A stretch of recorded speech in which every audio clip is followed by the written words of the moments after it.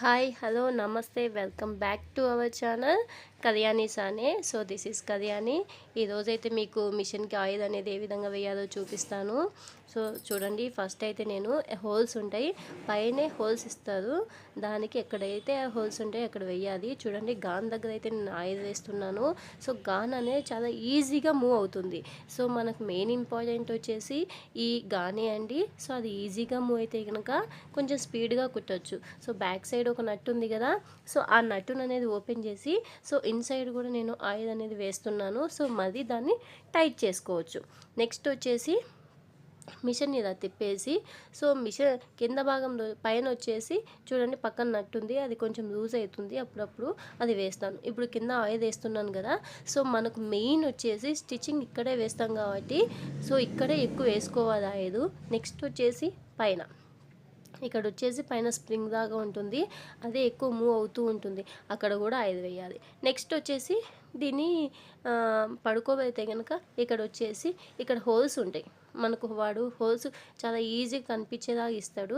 So ఆ హోల్స్లో కూడా oil అనేది వేయాలి. సో ఆయిల్ అనేది ఎప్పుడెప్పుడు వేయాలంటే వీక్లీ వన్స్ అయినా వేయాలి. సో అలా మొత్తము అంటే డైలీ వచ్చేసి నేను పైన షర్టర్ చూపించాను కదా, సూది నీడదు, అక్కడైతే డైలీ వేసుకోవాలి. సో ఇలా మిషన్ మొత్తం తీసేసి ఇలా ఓపెన్ చేసి నిన్న షర్టరు ఎలా ఓపెన్ చేయాలని చూపించాను, అలా ఓపెన్ చేసుకొని క్లీన్ చేసి అక్కడ మొత్తం ఆయిల్ వేయాలి. నెక్స్ట్ వచ్చేసరికి చూడండి, ఇక్కడ వచ్చేసి 2 హోల్స్ ఉంటాయి. ఆ 2 హోల్స్కి 2 నట్స్ ఉంటాయి.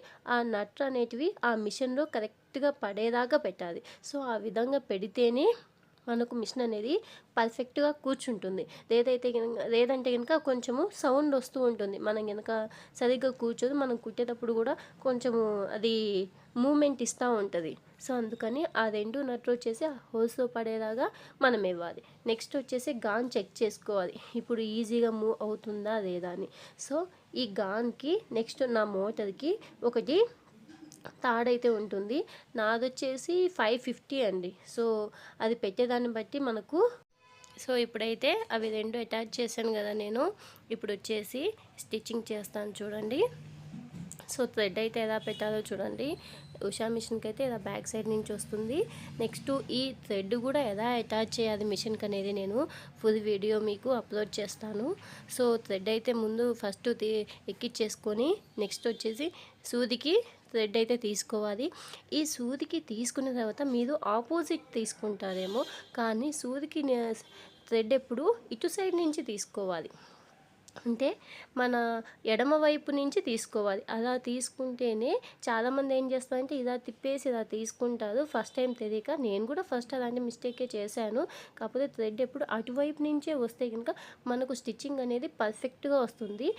లేదంటే కనుక థ్రెడ్ అనేది తెగిపోతూ ఉంటుంది. ఇప్పుడు చూడండి, ఒక్కసారి అలా అనేసి కింద థ్రెడ్ ఉంటుంది, అది తీసుకొని 2 థ్రెడ్స్ వచ్చేసి బ్యాక్ సైడ్కి తీసేయాలి. ఇప్పుడు ఆయిల్ అయితే చాలా ఉంది కదా, ఫస్ట్ ఏదైనా మనం స్టిచ్చింగ్ చేసేటప్పుడు బ్లౌజ్ కానీ ఏదైనా కానీ ఆయిల్ వేసిన తర్వాత మన కొత్త బ్లౌజ్ అనేది పెట్టకూడదు, ఎందుకంటే మొత్తం ఆయిల్గా ఉంటుంది.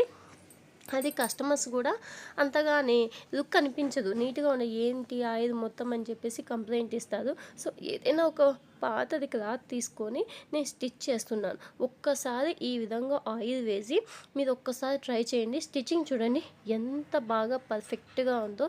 సో స్టిచ్చింగ్ అనేది పర్ఫెక్ట్గా రావాలంటే కనుక ఈ విధంగా ఆయిల్ వేసి వీక్లీ వన్స్ మనకై మనమే సెల్ఫ్ సర్వీసింగ్ చేసుకుంటే కనుక మిషన్ అనేది 15 ఇయర్స్ కాదు 30 ఇయర్స్ కూడా వస్తుంది. ఇంతవరకు నేనైతే మిషన్ అయితే చేంజ్ చేయలేదు, కాకపోతే స్పీడ్నెస్ అనేది కొంచెం తగ్గుతుంది మిగతా మిషన్లతో పోల్చుకుంటే మన మిషన్కి, అదొక్కటే డిఫరెన్స్. చూడండి స్టిచ్చింగ్ అయితే ఎంత నీట్గా వచ్చిందో, అందుకే నేను వైట్ కలర్ థ్రెడ్ యూజ్ చేశాను, మీకైతే కనిపిస్తుందని. నెక్స్ట్ వచ్చేసి కింద చూడండి, కింద దీన్ని ఏమంటామంటే ఎక్సలేటర్ అంటాం. సో ఈ ఎక్సలేటర్ అయితే కనుక మనం జస్ట్ ప్రెస్ చేస్తే చాలు మూవ్ అవుతుంది. Thanks for watching. నచ్చితే కనుక లైక్ చేయండి, షేర్ చేయండి, సబ్స్క్రైబ్ చేసుకోండి.